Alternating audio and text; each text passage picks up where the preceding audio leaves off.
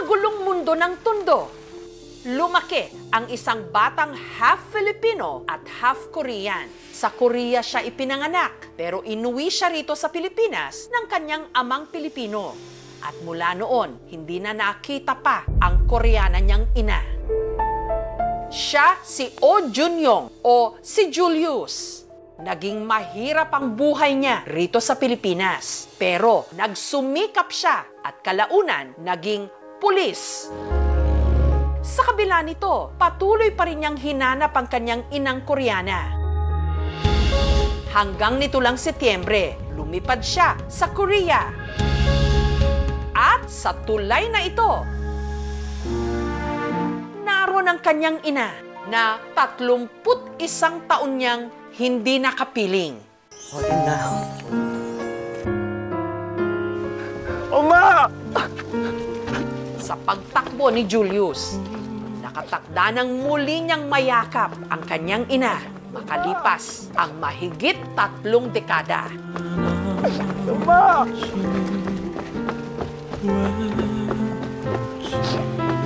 Oma! Ito ang kwentong dadaigin ang mga Korean drama. Oma! Pinuntahan po natin dito sa Tondo ang half Filipino, half Korean na pulis na si Julius. Alamin ho natin ang kanyang kwento mula mismo sa kanya. Hi Julius! Magandang araw po sa inyo. Kamusta ka na? Ito, ayos naman po. Masaya po. Bahay po namin, pasok po kayo. Magandang tanghali po. Julius, salamat ha na ibabahagi mo sa amin yung iyong kwento ng buhay na tama ba yung sabi ko, daig pa kung kahit na anong Korean drama. Parang gano'n na nga po. Taong 1986, nung ipinanganak sa South Korea si Julius, ang kanyang ama si Eustaquio, Pilipino, musikero. Koreana naman ang kanyang ina na si Oh Gumnim. Ako po yung naging bunga ng kanilang pagsasama. Pero hindi po naging okay yung pagkasama nila. Doon pa lang po sa Korea, hindi na po talaga sila magkasama. Minsan nandun ako sa tatay ko, minsan nandun ako sa nanay ko, sa lola ko, minsan sa tito ko. Hanggang taong 1993, kinailangan na raw umuwi ng Pilipinas ng kanyang tatay Eustaquio. Naisip nila na, teka, edi doon na lang sa tatay niya. At least yung tatay yun, anak talaga, so mahalaga ng mas maayos. And pinakita naman po ng tatay ko kasi sa nanay ko na naalagaan niya ako na maayos. So parang niloko nila ako or nagsinungaling sila na pupunta ka ng Amerika. After 2 weeks, babalik ka ng Korea. So sa airport, ano pa ako, nagbababay lang ako sa kanila. Sila nag-iiyak na, naglulupasay. Pagdating ko ng Pilipinas, ang unang talagang nagulat ako nung inamin na sa akin ng tatay ko na hindi ka nababalik ng Korea. So siyempre bilang bata na ayoko sanang pumunta ng Pilipinas at makasama yung nanay ko na lang sana. Sobrang naglulupasay ako noon, nag-iiyak ako noon. Para sa isang 6-year-old na bata na biglang parang inaprut sa nakagisnan mong lugar at para kang transplant sa iba, anong pakiramdam nun? Talagang lagi ko pa rin tinatanong sa tatay ko na hindi ba talaga pwedeng bumalik na lang ako doon? Hindi ba pwedeng bumalik ako sa nanay ko? Ganun. Tapos ang ginagawa ng tatay ko lang na laging sinasabi na kung gusto mo bumalik doon, kailangan mo mag-aral mabuti para makabalik ka doon. At that stage sa buhay mo, tanggap mo na Pilipino ka, dito ka sa Pilipinas. Natanggap ko na po yun ng elementary pa lang po ko eh. Okay. Pero hindi ko po tinanggap na hindi na kami makikita ng nanay ko. Hindi nawawala sa isip ko yun na hindi, pag ako umangat sa buhay at kaya ko na siyang hanapin ko siya. Hindi nawala. Hindi po nawala. Hindi po talaga ako sumuko. Wala kayong sulatan, walang tawagan. First 2 months po is nagkaroon po ng tawagan. Nakikitelepono po kami sa isang kapitbahay namin. Once a month, tumatawag po ang nanay ko doon. Second month, pagtawag niya po, parang meron na pong balita. The reason why daw po ako binigay sa tatay ko is dahil mag-aasawa yung nanay ko and ayaw po ako ng mapapangasawa niya. Nagalit din ako sa nanay ko. Sinabi ko, ganyan. But kaya mo pala ako binigay dahil mag-aasawa ka. Sabi ng nanay ko, hindi totoo yan. Dito sa Tondo lumaki at namulat sa hirap ng buhay si Julius. Kamusta ang naging buhay mo dito? Nakikita niyo naman po yung lugar namin. Actually, dati marami pong bahay dyan bago po nag-iba. Mga tao po dito eh. Hindi ganun kataas ang antas ng buhay dito eh. Yung tatay ko po, nung umpisa medyo may pera kami. So medyo nag-struggle po unti-unti hanggang sa dumating sa point na nag-ibang bansa ulit ang tatay ko. Iniwan ako dito sa kaibigan niya. Nakikitira ako sa ibang bahay. Yung awkwardness ng mga time na yon. Tapos hindi ko alam kung nagpapadala ba ang tatay ko doon eh. Kasi minsan sinasabi nila, wala naman padala yung tatay mo. So nangyayari, ako yung naglalaban ng sarili kong damit at the age of mga 8 years old yata yun, o 9 years old. Tapos pumapasok ako, papasok lang may pamasahe. Pag pauwi, lakad naman. Paano mo napagdaanan lahat ng yun? Siyempre, kinu-question ko po na bakit ganun. Pag nakikita ko ibang tao, parang tingin mo mahirap sila, bahay nila, ganito, ganyan. Pero at least sila buo eh. At least sila parang meron silang, alam nilang bahay nila na nakastay sila ron eh. So parang minsan naisip ko, ba't parang unfair sa akin?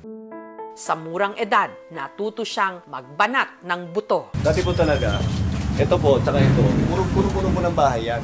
Oo. So nung nag-iba po yan, ang ginawa po namin, yung mga mapapakinabangan, kagaya ng bakal, yung mga Oo. lumang kahoy, Oo. saka yung mga kuryente, tinatanso namin, tapos binibenta namin sa junk shop. Nagtitinda ako ng basahang bilog sa may malapit sa LRT Tayuman. Nung mga retaso. Opo, mga retaso. Binibili po ng tatay ko yung 4 kilo. Tapos iriretaso ko yun. May panahon na, na parang nahabol ko yung isang bibili. Ayun pala, meron palang isang jeep na parating. Narinig ko yung sigaw ng tatay ko noon eh. Natakot siya na magtitinda pa tayo, hindi na. Sabi ko, hindi, sige, mamaya ulit. Yung time kasi na yun, yung kuya ko is medyo parang nakikilala na rin sa showbiz. Kuya ko po si Jay Manalo. Iba lang ang nanay. Iba po ang nanay po namin. Pero lumaki kayong pareho, sabay? Malayo po kasi ang age gap namin eh. Pero nung time po na nalaman niya na nagtitinda ako ng basahang bilog sa kalye, and medyo nagsisimula nung tumaas yung talent fee niya. Sabi niya, Tol, hindi ako papayag na mangyari ulit sa yan. Pinag-aral niya po ako ng high school naman. In fairness po kay kuya, hindi naman siya yung pinabayaan kami na bahala kayo, hindi. Pag may sobra siya, talagang tumutulong din naman sa amin. Napag-desisyon na rin ng tatay ko na hindi na siya aalis ng bansa kasi ayaw niya na akong iwan sa ganung sitwasyon na parang awkward na nakikitira. Hindi ka nagrebelde? Hindi ko po naisipan magrebelde. Bakit? Wala naman mapupuntahan na maganda yung pag-rebelde. Ang solusyon na naman yung under yung buhay mo eh. So pero kailangan meron kang gawin. So ginawa ko, nag-aral ako mabuti. And then may basketball court po kasi dati dyan eh. Napapansin ko po sa sarili ko na parang, uy, gumagaling ako ah. Naging scholar ka dahil sa basketball? Yes, nung college po. Philippine College of Criminology. And nag-MPBL din. Tapos nagko-coach na. Kalauna, si Julius naging isa ng ganap na pulis, bumuo ng sariling pamilya at nagkaroon ng 2 anak. Pero sadyang hindi raw siya buo na hindi niya nahahanap ang kanyang inang Koreana. Nagsimula mo uli siyang hanapin. Hindi naman po ako minto eh. Pero, Marami pong dead ends. Unang-una po ako nagkaroon ng access sa internet, mga 1999 or 2000. So yun yung tinype ko. Pangalan ng nanay ko. Wala. Dumami po yung Korean, Korean store. So, gagawin ko, pag may nakita akong Koreano ron, tatanong ko sa mga trabahador, yan ba yung may-ari? Ah, yes po. Okay, sige. Pabalik ako doon kung ano nabibiling ko na hindi ko naman kailangan na. At least such time na mga kaibigan ko na siya, yung tatanungin ko siya kung kaya niya akong tulungan. Hanapin yung nanay ko.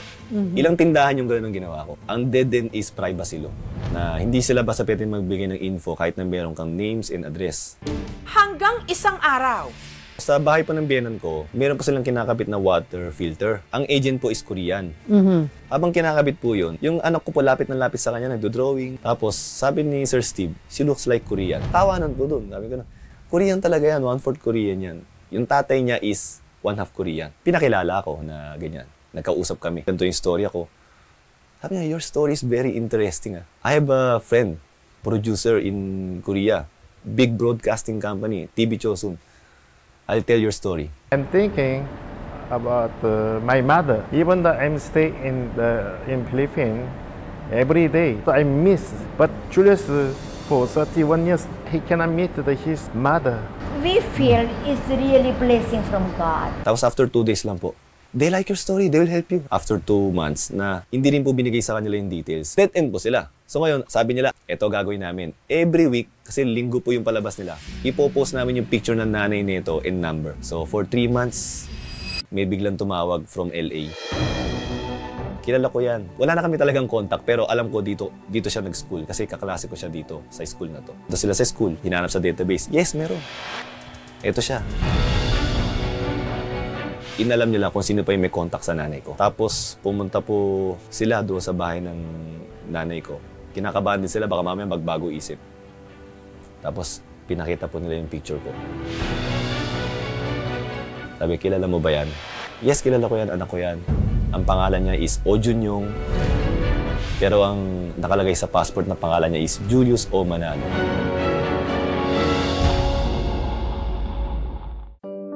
Si Gumnim, na kasalukuyang nasa South Korea, nakapanayam din ang aming team. Magpahanggang ngayon, sariwang-sariwa pa rin daw sa kanyang alaala ang nadama niyang kaligayahan nung dumating si Julius o si Oh Junyong sa kanyang buhay. 너무 기쁘고 좋았죠. 그리고 너무나 애기가 눈썹도 진하고 머리숱도 많고 내 머리 닮은 거 봐. 나는 숱이 없거든요. 네. 그래서 처음에 났을 적에 우리 엄마한테 엄마 머리숱 많아? 이랬었어요. 그냥 왜 말썽꾸러기 애기. 극성 많고 그냥 진짜 애기다운 애기였어요. 줄리우스 유치원 때 제가 회장이었어요. 학부형. 그래서 어느 날 이제 소풍을 가거나 무슨 견학을 가면 제가 새벽 3시에 일어나서 줄리우스 김밥 그리고 또 저기 뭐야 선생님들 김밥을 새벽에 일어나서 다 싸서 선생님들 안아주고 또 준영이 먹고 그리고 이제 그 아이가 또 이제 거기 소풍을 어쩌다 가면은 또 이제 제가 늘 그런 데는 쫓아갔었죠. 아버지랑 이혼을 했어도 여기서 유치원 다닐 때까지. Pero ang mga maliligayang araw, nagtapos nung nagkahiwalay sila ng ama ni Julius. 맨 처음에 너무나 제가 많이 사랑했고 그 사람도 나를 많이 사랑했는데 저랑 나이 차이가 많이 나다 보니까 조금 그런 차이가 있었고 세대 차이가 또 이제는 일단은 문화 차이인 것 같아요. 이제는 약간의 간단한 말은 하겠지만 정말 속에 있어서 내가 어떤 거를 비유해서 어떤 뭐 철학적인 얘기라는 거는 나누질 못했어요. Kaya kahit napakahirap daw para sa kanya noon, wala siyang nagawa kundi ipaubaya ang kanyang anak sa ama nito. 기분이 어떻긴 좋겠습니까? 가슴이 아프죠. 단 내가 그 아이를 아버지한테 보낸 건 우리 그 시대 때는 이 호녀라는 아이가 정말 이렇게 한 대를 받고 손가락질하는 사이였어요. 마음 아픈 거하고 늘 저는 기도를 했어요. 한 번도 나는 잊어버린 적이 없어요. 가슴에 꼭 잘 되고 항상 나는 우리 준영이보다 준영이 아빠한테 줄리스 아빠 제발 잘 살아줘. 부탁이야 부탁이야. 늘 저는 또 눈물 나네. 주기도문을 외웠어요. 아니면은 내가 또 어떤 거에 사회생활하다 보면 상처도 받고 이러다 보면 아들 생각나지 않나겠어요? 괴로워도 나는 거고 행복해도 나요. 늘 한 번도 잊어본 적 없어요. 진짜. At nung nakumpirma ng isang TV station sa Korea, ang TV Chosun, na siya nga ang inang matagal nang hinahanap ni Julius. Nitong September, si Julius lumipad pa South Korea. Punta kayo ng Korea. Opo, dinala po kami buong family doon. After namin kumain, sabi mag-bis ka ng uniform ng PNP to represent kung ano ka na ngayon na you became a successful man. Nag-bis po ako. Sobrang kinakabahan na ako. Pagbaba, ini-interview po ako ng isang host. Sa tingin mo ba, maalala mo pa siya pag nakita mo siya? Sabi ko, yes. Sabi niya, sige, humarap ka doon. Tapos sabi niya, nandyan yung nanay mo. Ay ko, nasan dyan? Kasi ang dami po eh. May mga cameraman, iba-iba po eh. Tapos, nandyan na siya. Pwede mo siyang lapitan. Pagtingin ko po, may babaeng lumalakad. Nung nakita ko po yung mukha na ninag ko, doon ko napatunayan na meron palang lukso ng dugo na parang, ay, nanay ko yun. Alam ko nanay ko yun.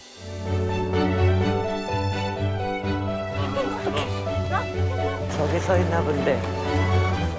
So, wala po talagang script yun eh. Talagang napasigaw na lang ako sa kanya na, Oma, ganyan. 엄마! 엄마! Tata is running, look. Tata is running. Where's Daddy? Is Daddy Tata is running. Daddy is walking to Lola? Yes.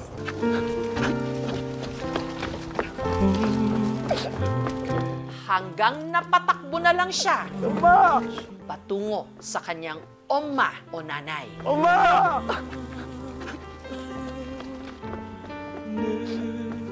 Habang tumatakbo ako na parang pakiramdam ko nawawala yung uniform ko ng police, nagiging uniform ng basketball din mawawala, magiging college student, high school student, elementary din. Dating yung point na bumalik kami sa airport. Ikaw ulit yung 6 na taon na gulang na bata. Na hindi ko nabigay yung yakap na dapat na binigay ko bago kami magpaalam na hindi kami magkikita ng matagal. 엄마!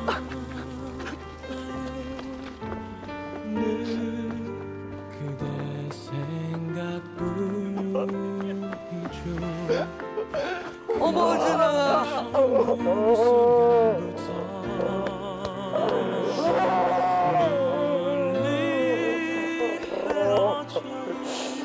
준영아, 미안해, 엄마가.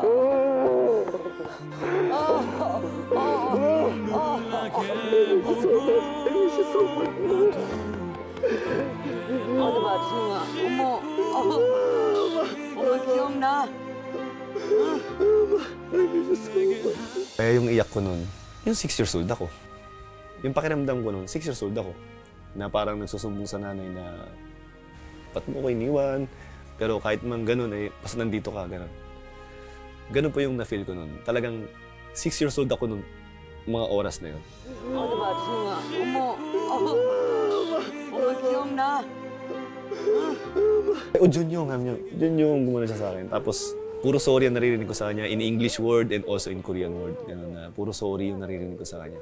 Ang sinasabi ko lang, hindi, parang hindi. Tapos I love you, ganun na pa yung sinasabi ko. Sobrang iyak ko na hagulgol. Cookie's gonna be Look. Tata is hugging her.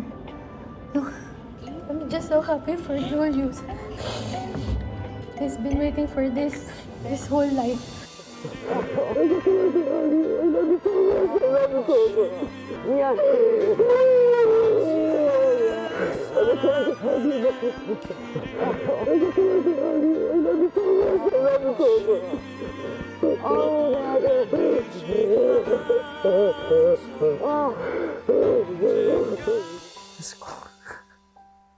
Sabi sa'yo, talo mo lahat ng mga Korean drama sa kwento mo. Pati yung pagkakakwento mo na para kang habang tinatakbo mo siya, parang bumalik ka sa pagiging bata. Kasi binalikan ko po pag tinatanong sa akin, anong pakiramdam mo? Naalala ko po na, parang unti-unti ko nakakalimutan kung sino ako nung time na yun. Lahat ng memories ko biglang nawawala, and then, parang yung paligid ko biglang tumahimik na. 어디 봐, 눈썹이랑, 아유, 머리도 그렇고. 엄마 많이 늙었죠, 올드. I remember you. 아유, 얼마나 고생했니. 미안해. I'm sorry,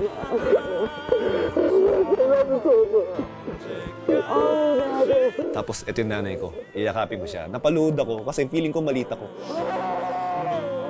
Nung 6 years old ako, tapos sabay iyak na ako ng iyak. Tapos yung narinig ko pa yung boses ng nanay ko na parang yung nagsasorry siya, ganyan. 아우, 기박이. 똑같아요. Natatawa nga po ako nung parang nakita ko na yung sarili ko sa kanya nung nakita na kami. Same kami ng tenga, gano'n. Pagkatapos ng kanilang pagkikita, namasyal daw sila. That's very special. At ipinagluto si Julius ng kanyang ina nang naalala nitong paborito niyang pagkain nung ito'y maliit pa, Korean barbecue. This one is the special person for me. Yung pinakamahal na Korean barbecue na meat, yung beef talagang sobrang gandang tingnan. Grabe, ang ganda talaga ng meat. Makikita mo, alam mo talagang masarap. Sabi niya, yun daw yung gusto niya ipatikim sa akin, yung the best. Kasi kulang pa daw yun sa 31 years na hindi namin pagkikita. Anong lasa? Sa wakas, nakatikim na ulit ako ng lutong may pagmamahal ng isang ina. Katulad ba nung dati? Nung huli ka niyang pinagluto? Patulad po ng dati. Hindi ko nga po alam masaya ako pero naluluwa ako habang kumakain nun Ganun. Tapos, nung nakikita po ako ng misis ko na naluluwa din siya. Nung nakita naman po siya ng nanay ko, naluwa din yung nanay ko. Nung nakita ng kaibigan, naluwa din. Lahat kami nag-iyakan na. Pero masaya po kami noon hindi po yung masayang luha na po na natatawa. These are my girls. These are the women. These are my girls in my life. Hindi kayo masyado nagkaintindihan. Opo. Talagang puro magsasalita, ita-translate, babasahin niya. Siya naman magsasalita, tapos translate mo? Opo, ganun. Meron pong app sa cellphone na ganun. Yes. Magsasalita ka lang kung saan mag-translate. So yun po yung naging way namin ng pag-uusap. Ang paliwanag ng oma mo, ng mother mo, na ba't nagkahiwalay kayo? Ang alam ko lang po is, hindi niya ako maalagaan ng maayos kasi lagi siyang wala. maaaring nagtatrabaho or kung meron siyang pinupuntahan. But this one is a special person for me. The mere fact na araw-araw siya nagsisisi na hindi niya ako kasama, the mere fact na nung nalaman niyang hinahanap ko siya at gusto niya kagad ako makita, lahat yun healed na eh. I have to move forward na. Ano naman reaction ng father mo sa mga nangyari? Actually, sobrang saya po niya. Okay siya. Sobrang saya po niya sa nangyari na nahanap ko na yung nanay ko. Kasi lagi naman yun na sinasabi niya po sa akin eh. Hanapin mo yung nanay mo, yakapin mo yung nanay mo. Tanda mo, nanay mo pa rin yun. Oma!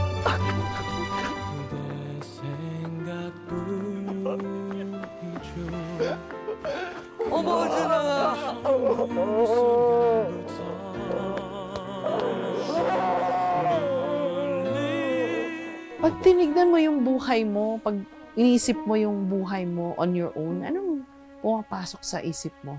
Ano pakiramdam? Marami pong nagbago sa tingin ko eh. Dahil sabi ko nga dati parang lugi ako. Parang unfair. Parang hindi blessed.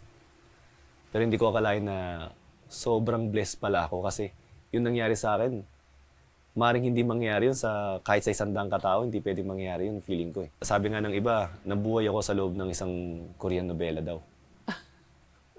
Na parang totoo nga, kasi ganun ang Korean novela, after mo maging successful, biglang makikita mo yung nanay mo na matagal nang nawawala. Kino-question ko kayo, ba't ako wala pa yung nanay ko? Yung pala, relax ka lang. In God's perfect time pala. Dadating at dadating. Bibigay niya. Sobrang perfect. Nandun yung family ko. Tapos nalaman ko na wala siyang naging asawa and naging anak. Ako lang pala yung anak niya. Parang ako lang pala yung buhay niya.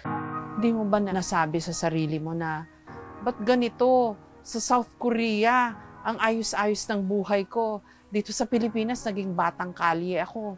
Naglalako ako. Kinailangan kong kumayod. Wala kang mga ganyang hugot sa buhay? Nung una po, siyempre may isip nyo eh. Pero ngayon nangyari na po lahat na nagpapasalamat ako kasi feeling ko ang lamang ng mga ganong klaseng tao, yung mga nakaranas ng ganon is, pag natikman mo yung tagumpay, mas matamis kumpara sa iba. Kasi natikman mo yung sobrang pait eh. So alam mo yung difference, yung laki ng difference. No? All family pictures. Okay. Gusto ko magpa-picture tayo na. Tara. Kamusta na kayo ng nanay mo ngayon? Ngayon po, araw-araw po kami nag-usap. Sesending kami ng picture and videos ng ginagawa namin. Pero ang plan po is how to see us more frequently. Kasi nga, para makakatch up sa mga nawalang time. Siya naman ang pupunta rito. Ang plano namin. 줄리우스, 준영이 정말 엄마가 너를 너무너무 사랑하고 너가 그렇게 필리핀 그 톤도라는 곳은 엄마는 그렇게 그런 도시인지 몰라서 엄마는 그 영상을 보고 잠을 못 잤다. 너무 많이 울고 엄마가 미안한 거고 내가 마지막에 선택하는 엄마가 죽을 때 네 옆에서 죽고 싶어. 그게 나의 바람이야. 난 가족이 없고 오로지 너잖아. 아무도 없잖아. 너와 나를 핏줄은 너하고 나밖에 없어. Ano yung pakiramdam na kumpleto na ako? Wala na akong kailangan pang hanapin. So siguro yung nangyari sa akin is a life lesson para makapag-inspire pa ng ibang tao. May mga tumatawag sa akin na, uy, yung boss namin Korean, gusto kong makausap. Bakit? Kasi dati wala na siyang planong hanapin yung nanay niya at tatay niya kasi pinaampon siya eh. Pero dahil nakita yung story mo, nag-heal yung pain at gusto niyang hanapin yung nanay at tatay niya kahit na pinamigay siya. So, di ba, yung family healing ang naibigay mo sa tao nun, ang hirap kunin dun eh. Ang hirap makapagpatawad sa magulang or sa anak. Pero because of my story, mayroong magre-reconcile na family. So siguro yun yung magiging mission ko sa buhay na maging inspiration sa iba na kagaya ng storya ko. May gusto ka bang sabihin na hindi mo pa nasabi sa iyong oma? Ipapasalamat ako sa kanya dahil kumbaga nagstay alive siya. Naantay niya akong lumakas at mahanap siya. And nakapag-reunite kami. And itong mga darating na time, gagawa kami ng mga memories na magkakasama kami para makakatch up sa mga nawalang taon sa amin. Huwag mong kalimutan yung saranghe. Yes. I love you, ma. Saranghe. Alam na lahat ng Pilipino kung ano ibig sabihin ng saranghe. Opo. Saranghe. Thank you. Salamat, Julius. Ha? Pakiramdam ni Julius, hindi na bale ang mga nasayang na taon na hindi sila magkapiling ng kanyang ina. Oma! Ang mahalaga, natagpuan nilang muli ang isa't isa. Sapat na raw yun.